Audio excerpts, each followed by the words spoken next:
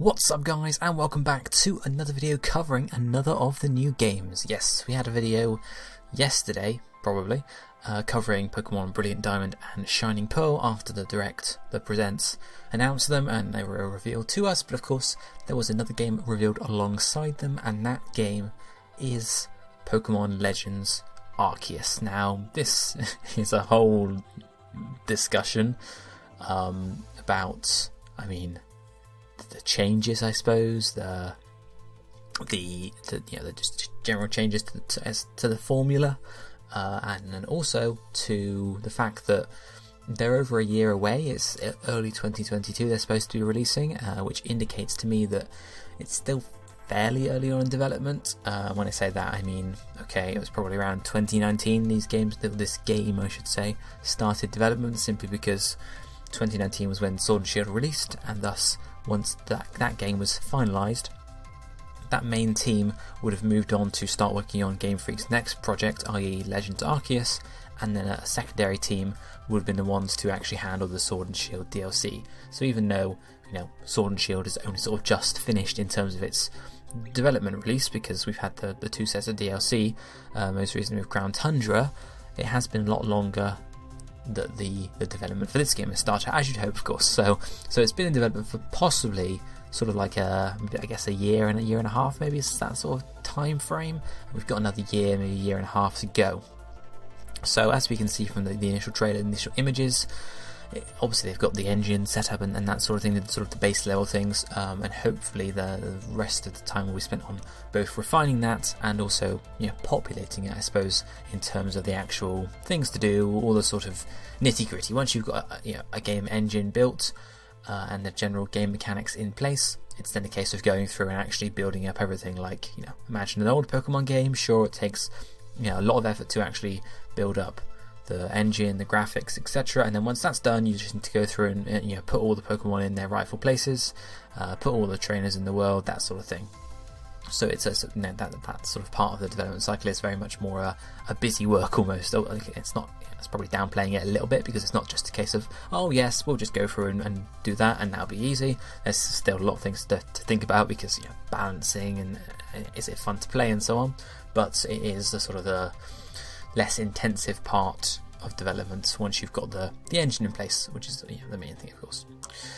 Anyway, so we've got a lot to talk about for this game, but firstly, obviously, if we have a look at the image, it's obvious to see, and this is what everyone has been comparing it to, and it's probably exactly what inspired it, but this is effectively Pokemon Breath of the Wild, because look at it, it's exactly the same, both in style, I say exactly the same, very similar both in terms of actual graphics and style, and also in terms of how it is affecting, I guess, its franchise. So obviously Zelda, up until before Breath of the Wild, was very formulaic.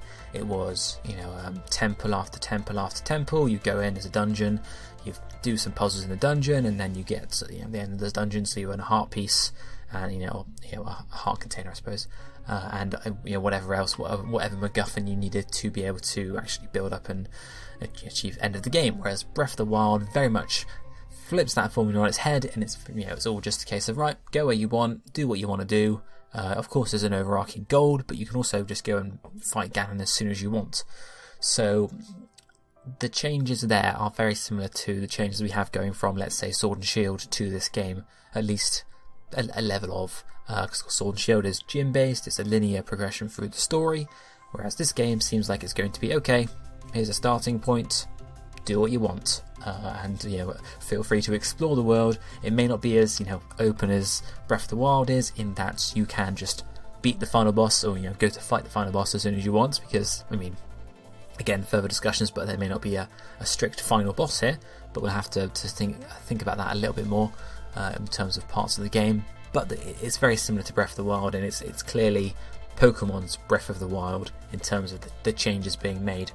And we will have to see, depending on how successful this game is, whether that happens to continue on into the future for Pokemon. It seems like it's going to follow a similar pattern for Zelda, of course, because Breath of the Wild is undeniable to say, it was a huge success. Even years since release, it's still talked about as a must-buy for the Switch. And of course, we've got Breath of the Wild 2, or the sequel to Breath of the Wild, coming at some point. Which again, since it's a straight sequel, it's probably very obvious it's going to follow exactly the same gameplay pattern. But whether they continue it further or not into future Zelda games remains to be seen, of course. But they may not. That's entirely up to them, I suppose. But if we think about what's going on with Pokemon Arceus or Pokemon Legends Arceus, there's a lot to talk about here. So as I mentioned already, very similar to Breath of the Wild. It's undeniable to say. But let's talk a little bit, shifting away from Breath of the Wild into the actual, I guess, story elements or setting itself, away from, I guess, gameplay mechanics.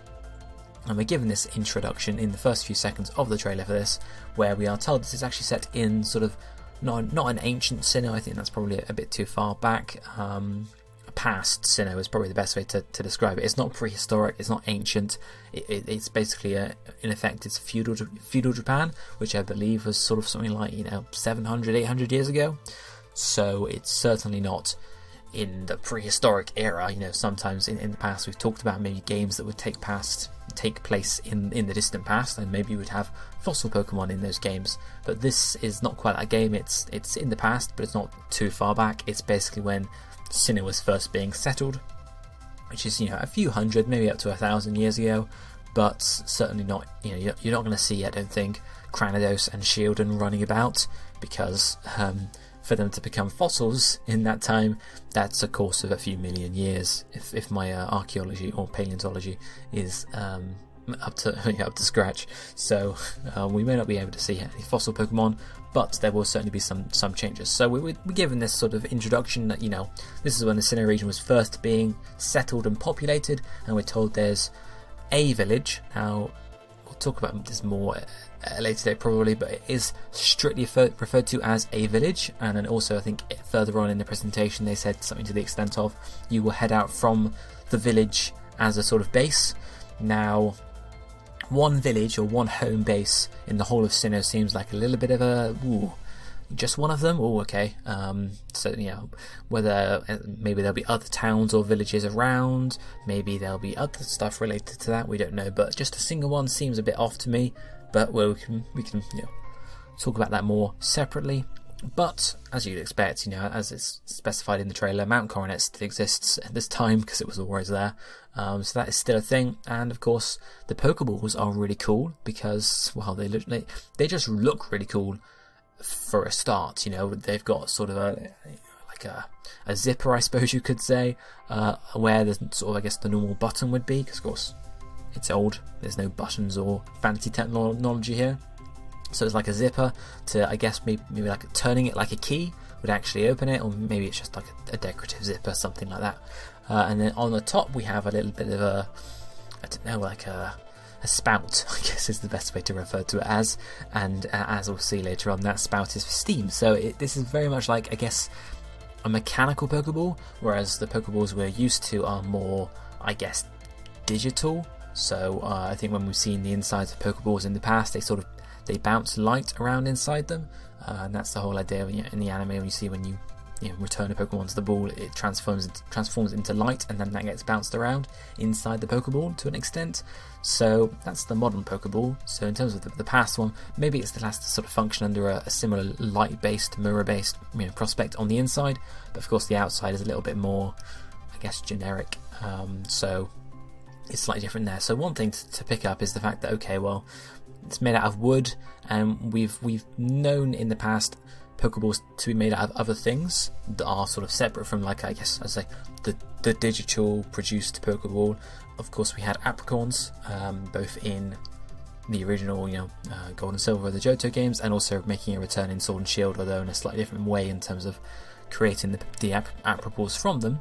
But they are known to be used to make Pokeballs, and of course Kurt and other specialised, I guess, craftsmen can do that. So whether we will see something similar in these games where apricorns will, be populated across the Sinnoh region, and as well as being able to just make the standard Pokeballs, there will be the option to, collect some apricorns and get those converted into balls, because I feel like just having the normal Pokeball is going to get pretty boring over the course of a playthrough. But they could also keep that, because they could say, well, it's the past. It's really, you didn't have the luxury of having great balls and ultra balls. It was just, here is the Pokeball, good luck, that sort of thing. So we'll see. That's the first thing that is vastly different, I suppose, in the fact that we're in the past here. But the other thing, as is mentioned in the trailer, is that the makeup of the Sinnoh region is actually quite different, it would seem, in these days and these times than we are used to in modern Sinnoh, and that is described to us quite well by the initial shot here of Piplups, of course, in the wild for one.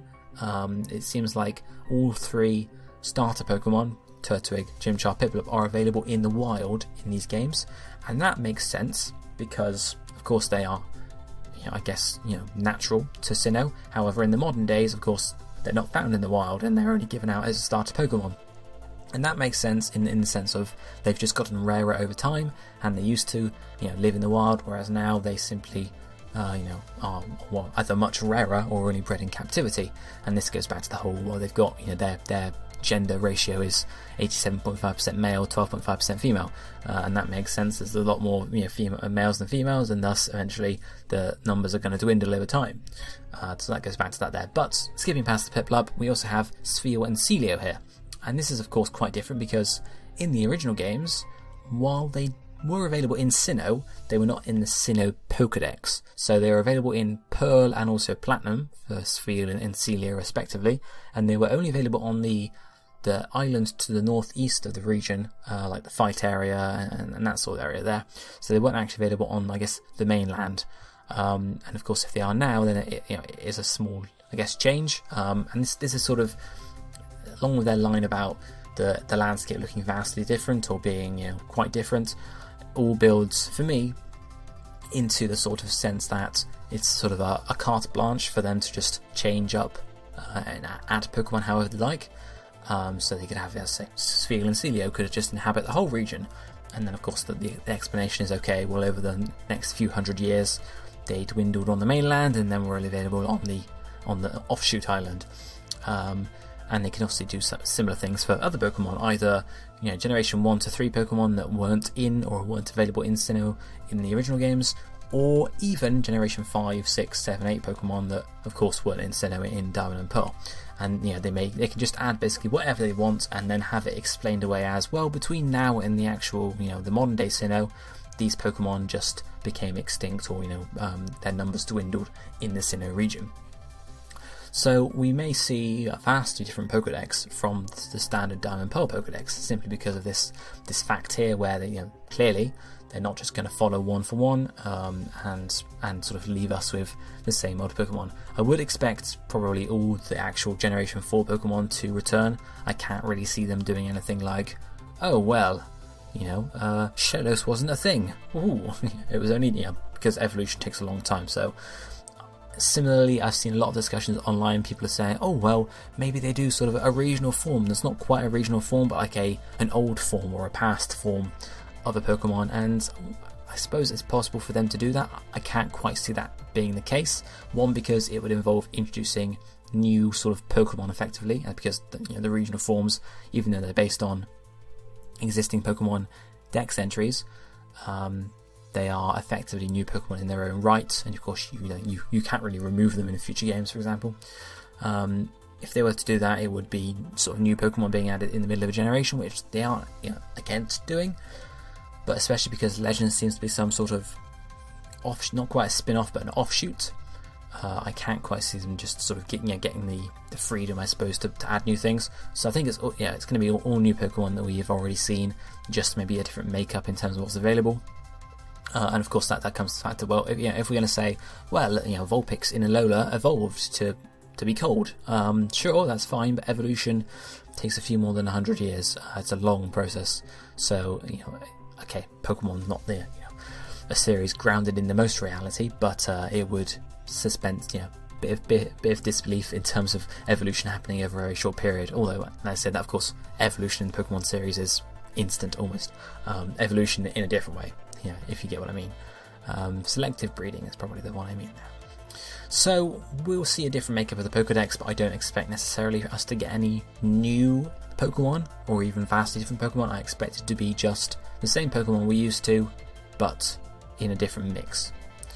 So if we go back to thinking about, okay, we've got the new style of game, I suppose. And of course, one of the big things mentioned in the trailer and in terms of our goal was to complete Sinnoh's first Pokedex. Now, of course, the Pokemon games, starting back, I suppose, in Red and Blue and so on, was you needed to go and fill the Pokedex in, and it was okay. Well, that sounds good, Professor Oak. Thank you very much. But of course, that had already been done multiple times, so it's a little bit of the Pokedex itself is a little bit iffy because, of course, you catch it and it tells you all the information about it, and it just doesn't make any sense because, okay, well, if I was creating it for the first time, how do you know?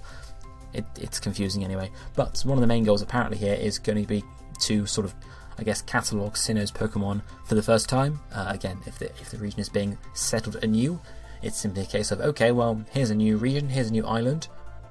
What Pokemon can we find here? Is it going to be stuff we know, but we already know about, or new things, for example? So that'll be interesting. And of course, then that brings us to the catching mechanic, of course, because if we see in the trailer, it seems like we can sort of just go ahead and catch Pokemon without even entering into a battle with them. Of course, this comes into the battling itself, which is where battling and catching is completely seamless. It's just there's no split between the overworld and an encounter, I suppose. So with every game up until now, it's been, okay, well, either it's a random encounter or it's the Pokemon is on the overworld and you encounter them or run into them, and that triggers the encounter, which of course then gives you some a flashing on your screen, and then you change to a different environment where you're in a battle, or even in Let's Go, just the Pokemon is there. Here there is no such transition; it's just completely seamless on the overworld, and you can either just throw your Pokeball straight up and try and catch it, I suppose, 100% health, or you can throw your Pokemon or one of your Pokemon's Pokeballs near to the Pokemon, and then that sort of triggers the battle there. And of course, I suppose you can then weaken it and then go and throw a ball after that point.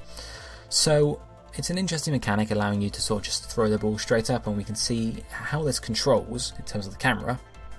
I imagine this will be sort of locked to a button, or maybe just to the L or the R button, and then you press that and it transitions the camera to a over the shoulder almost look, and then helps you to guide it. And of course, then when you release it or finish aiming, it then throws the Pokeball off to try and then catch the Pokemon.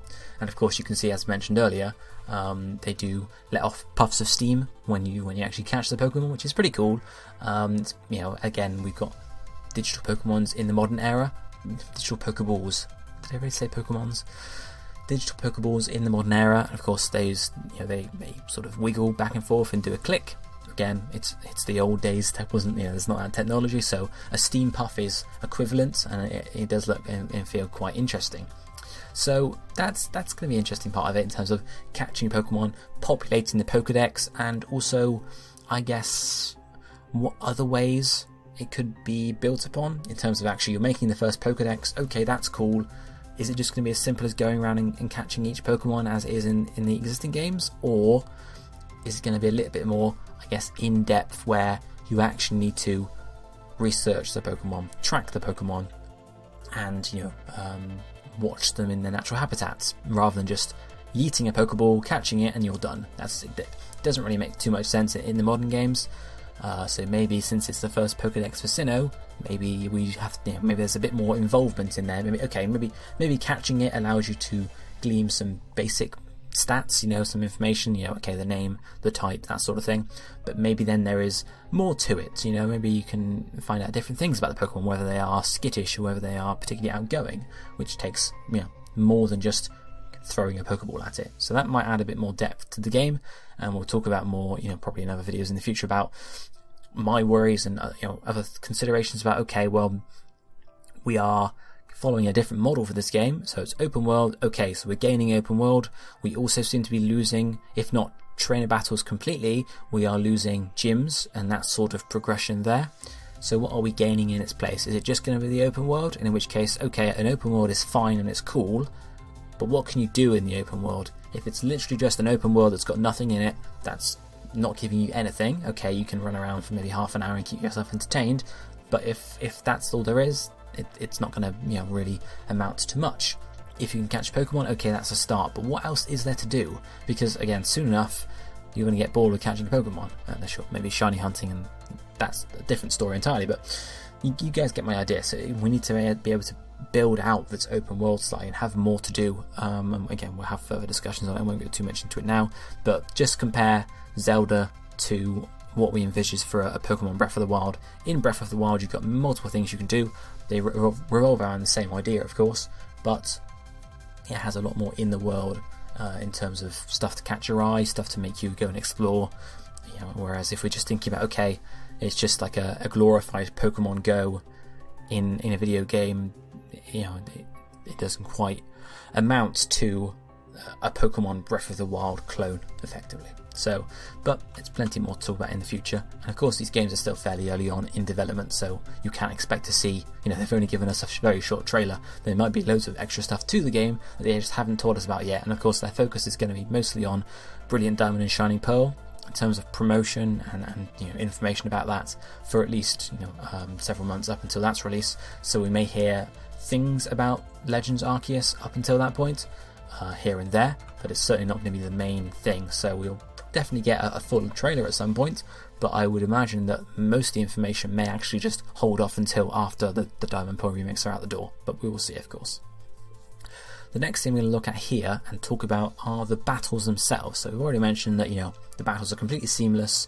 You can just toss your Pokemon out near to a wild Pokemon and it will enter into a battle, at least in some way, and there is no switching between the overworld and the battling model itself. So one thing that is notable about this though is that we get some bars at the top and the bottom of the screen, and this is definitely a good way to distinguish between whether you're in a battle or not, because of course once you are in a battle, you're certainly not going to be able to run away, I suppose. In terms of distance, you're going to be locked to a certain area. Maybe you won't be able to walk at all. I can't remember in trailers whether it was shown. I think it was shown your player can walk around while you're in a battle, so it's not like you're going to be locked in place. But you can assume you're not going to be allowed to walk away too far from your Pokemon and the wild Pokemon you're battling, because so that would just cause issues if you were allowed to. So the bars at the top and the bottom may help indicate that you can't really go too far. You're in a battle, you either need to run away or do something else. So that's one possibility. And you can see on one of the screenshots here we have the actual UI, or at least the current iteration of the UI, where you can see your Pokemon at the bottom left with, you can see your party again of 6 Pokemon there, and the information about Gallade, his male, his health points, he's got level 70 and so on.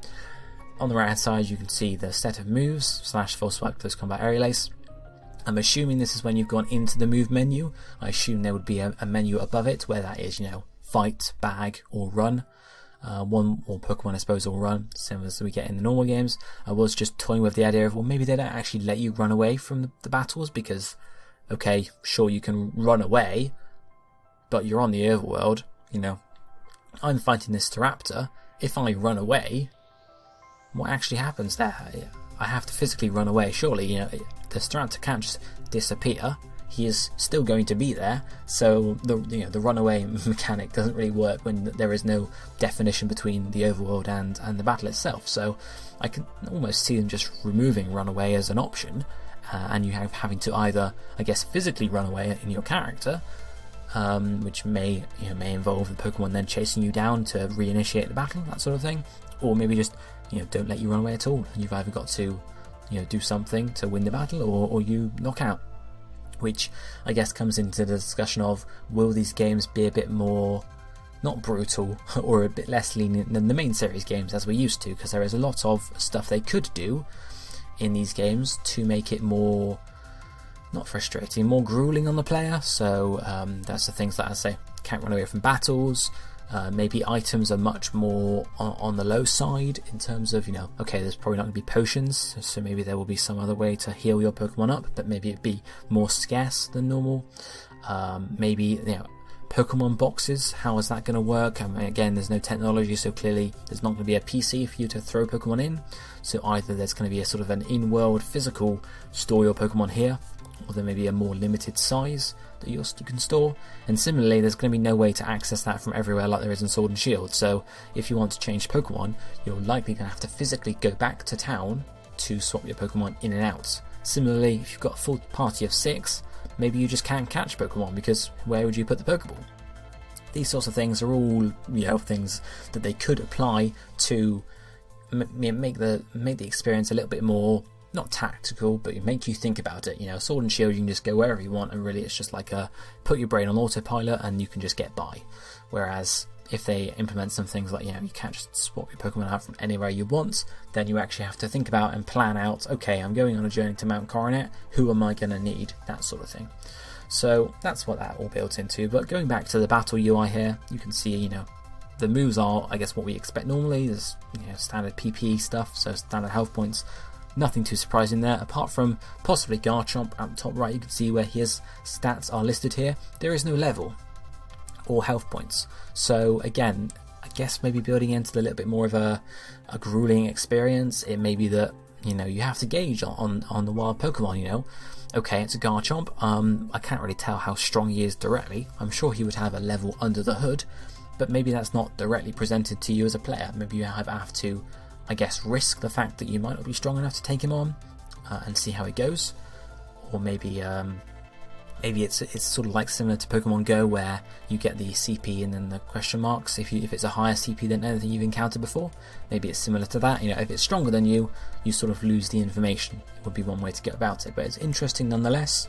The other thing, as I say, may just be that it's a wild Pokemon. You don't really know too much about it. Again, maybe it's like, okay, once you register it in the Dex, you can then start getting that sort of information of its level and so on in the wild. But of course, we really don't know at this moment. But it's interesting that level has been omitted there. So that's another thing to consider as we go through.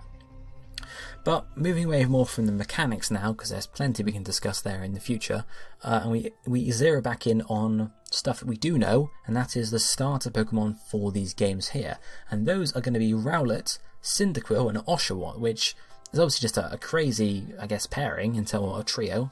I guess the naive thing to think would be, oh yes, okay, it's going to be the same starters as we used to for Sinnoh in terms of Turtwig, Chimchar, and Oshawott, and Piplup rather. However, that's not the case, I guess, because they don't really want to release two games with the same starters very close to each other, and also because it's not a remake of Sinnoh. They can have a bit more freedom here, and of course the lore behind this is that a certain professor has brought these three Pokemon to the Sinnoh region after collecting them from other regions. Of course, it's going to give them one of them to you as the player, which is interesting, certainly interesting. And the ones they've picked are probably picked because they best fit the sort of the time period and the setting. In terms of feudal Japan, you've got, of course, Decidueye, who is an archer. Cyndaquil being Typhlosion, okay, maybe it's a volcano, so it doesn't quite fit as much. But Samurott, particularly, is obviously based on some sort of samurai, and thus it does fit in that way. So you've got 2 out of 3 that are definitely sort of warriors, I suppose. Typhlosion is the one outlier, and maybe you can just put that down to the fact that, well, is there really a fire type Pokemon that actually fits that description? Probably possibly not. Charizard, but they don't want to put Charizard in another game, I don't think. So they were probably, okay, well, Cyndaquil is the best option for fire types. Let's go with that one. And then also considering stuff like, well, they can have Ember War because they've got Oshawott and so on from there. So who knows? But one thing worth mentioning and worth noting is that Cyndaquil has some fire again in this shot.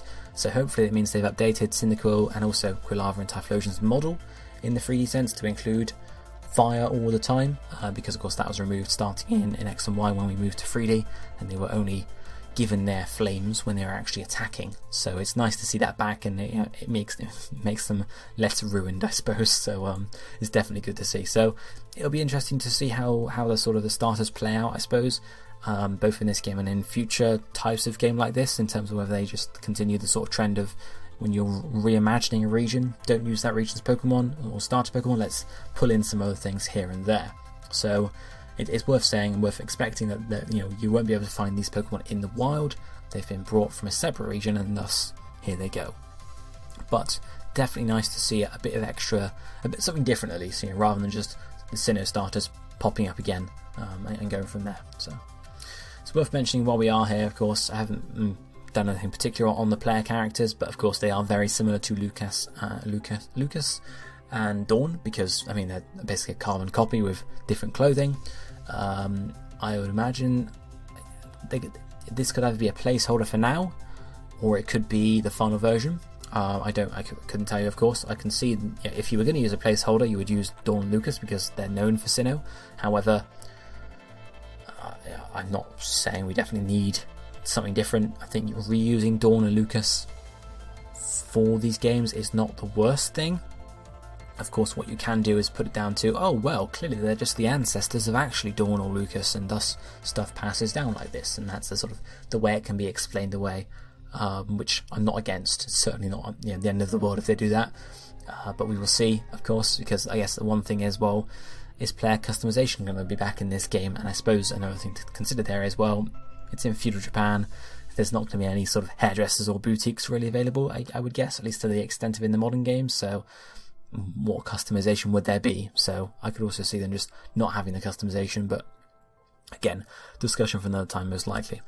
One thing I did want to quickly look at is just the village, or the town we are introduced to, and you can see that here in 2 shots, one of the player character running through the village, and you can see the different houses and get a sense of the size for it, and the other one just the entrance way, and you can see the sort of the gateway with the 2 towers either side. One's got a bell in, it looks like, which is interesting, and we'll do a whole separate video on this most likely in terms of what village or what town is this? Is it Celestic Town? Because that was sort of it's the old town, in Sinnoh, or is it maybe just one of the larger cities? Because again, you assume if you've ever played Civilization, you will know your first city tends to be the largest city at the end of the day. So that means, okay, well, maybe this would be Jubilife or Hearthome City, because those tend to be the 2 largest in Sinnoh. There are many things we can think about here, and maybe in the future when we get some more images of the town and its area in Sinnoh, we can then maybe say, okay, well, it's in Western Sinnoh, so it's probably going to be Jubilife and that sort of thing. But generally, as I said earlier, they seem to have given themselves carte blanche with this, where they can just have whatever Pokemon they want in the region. They can have the region actually structured however they want. They don't have to sort of be constrained to the actual routes and so on are in modern Sinnoh. So I can't see them being tied too much to the modern Sinnoh look or modern Sinnoh layout. I feel like they're just going to do whatever they want with it, and it's sort of a case of, yeah, it's a few hundred years earlier, so everything is different, and wave it away with a wave of the hand there. That's just my feeling. I could be wrong, but of course, I think if they kept themselves locked to it, it would certainly limit them in terms of what they could do. So I wouldn't be against them just waving their hand over and say, yeah, it's Sinnoh, everything is different, and going from there. So the last thing I wanted to talk about here was, of course, Arceus. So Arceus is definitely linked to these games somehow, and it was teased in terms of, oh well, how is Arceus going to be related to your quest? And no one knows, of course. It's just a complete mystery at the moment. And this ties into the actual, I guess, story behind this game. Because as I said earlier, it's completing Sinnoh's first Pokedex. Okay, well, is that the only story? Because then that just makes it sort of like a collectathon. Is there going to be some sort of plot line or actual storyline to this, where you have to, as well as completing the Pokedex, then maybe you're in the first town village and you're told to explore certain mysterious sightings or something like that. You could have the village folk could tell, oh yes, well, I saw something strange over on that mountain there, so then you go and follow that, and maybe it's just like traces of either not just an Arceus but other legendary Pokemon. Again, this could link into sort of the expanded idea of completing the Pokedex, not just catching the Pokemon but maybe tracking them, researching them, that sort of thing. So that means that maybe the legendaries could be a little bit more of a larger thing, so rather than just tracking them, catching them, it's a case of maybe there's a side quest or some sort of plot line behind, if not each legendary, but the groups of legendaries. But either way, Arceus seems to be a key to part of it. Now, I have joked that maybe this is just, oh well, when you eventually go and catch Dialga and Palkia, it's going to be pretty annoying because you've caught the god of time and you've caught the god of space, and he kind of needs those. So maybe you just annoy him and he comes and says, what are you doing? Or maybe another idea I've been throwing around in my head, of course, is maybe this game will involve partially the creation of Spear Pillar, because again, Spear Pillar is a set of ruins on top of Mount Coronet. We assume if the Sinnoh region is being settled for the first time, those aren't going to be there already. It's possible they could also be there already. It could be sort of like these have been here since the end of time, blah blah blah, that's just how it is. Or it could be a case of it gets built. Maybe Arceus saves the region or saves the townsfolk for some reason, and thus we help build the Spear Pillar, something like that. Spear Pillar could be involved somehow, simply because it's quite a prominent landmark in Sinnoh, and of course it's either there in these games, which means we'll probably be able to go to it at some point, and it will definitely be related to, if not Arceus, some other legendaries, or it's either not there, and the question is, okay, well, how did it appear between now and then? And then that is just led more into, well, clearly it's just, we're going to do it in this game, but we don't know, of course. So Arceus's involvement is very tenuous at the moment. There's nothing obvious that you could sort of see him being involved with, so we'll have to see as details come out in the future. As I say, we've just got very bare bones information here. We've got a trailer that has definitely some frame rate issues, and that is one concern for this game.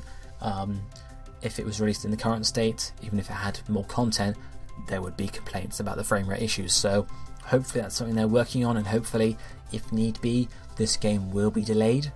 If it needs to have an extra 3 months, 4 months just to be refined, I would not be against that. Of course, delaying Pokemon games and having longer cycle times for Pokemon games in the past has always been a very contentious thing, because Game Freak have been developing the games one after the other, and they have to hit release dates, simply due to how the anime is tied into it, the TCG is tied into it, movies are tied into it. You can't really delay the game by 6 months, because by that point the anime is airing, all the new Pokemon are in the anime, and you sort of lose hype for the game in that way. Whereas if you do everything at once then works. However, this game is most likely going to be disconnected from the anime, because the anime is doing its own thing. The TCG might not be disconnected fully. They may do a sort of a TCG set for this game based around Arceus, but again, that's up in the air. We can't say that for sure. But this game is definitely going to be more disconnected from the general cadence of the Pokemon franchise, where it's on a cycle for so long, and thus has a bit more of a possibility to be delayed by 3 months, 6 months, that sort of thing. Of course, we can't do it too far, because that may mean that we just run into the next set of games and there's not as much time between them. And again, you don't want to be promoting the next games. If this gets delayed by 6 months, you don't really want to be promoting Generation 9 before this game has come out, because then people either forget about this game or forget about Generation 9, which is never good. And similarly, you wouldn't want to release this game and then only have, say, 3 months worth of promotion for Gen 9. So they certainly can't. They haven't got sort of like an unlimited delay window on it.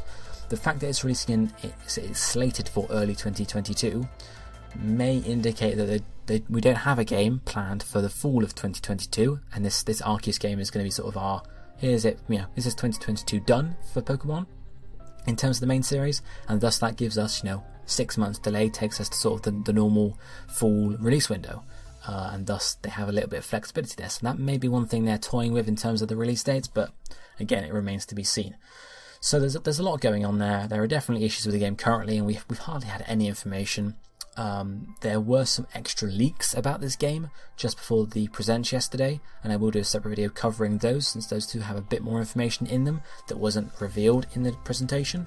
I can't tell you why they weren't revealed in the presentation. It's maybe just to be revealed in the future. Who knows? But I will do a video covering those, because they do offer a few more details, but not too many. So, but even then, there is little detail on how the game actually plays outside of you can catch Pokemon in the wild and battle them. Okay, we could have done that in the old games. Is there anything more? As I said earlier, you can add the open world, sure, but if you're taking away the structure of gyms, other things as well, I haven't spoken about it, but this seems to be a single player game only, or at least the multiplayer aspect will be very limited, because again, it doesn't make sense to be able to trade worldwide with players when it's set in the past. Of course, you can separate it out and have, outside of the actual game canon, I suppose, but it seems less likely to contain the sorts of online stuff that Pokemon usually does in terms of online trading, online battling, Wonder Trade, that sort of thing just doesn't seem to fit quite as easily into this sort of open world, set in the past type game. So if we're losing those sorts of things, we need to be gaining something in its place. Zelda couldn't have just taken away all the dungeons in Breath of the Wild, and then, imagine Breath of the Wild, I suppose, without any of the shrines, just the 4 Divine Beast dungeons. Imagine that would have been really empty, because okay, sure, you can explore the vast open wilderness, but there's nothing in it to explore, or to at least draw your eye. So there definitely needs to be something added to make up for the removal of some of these features.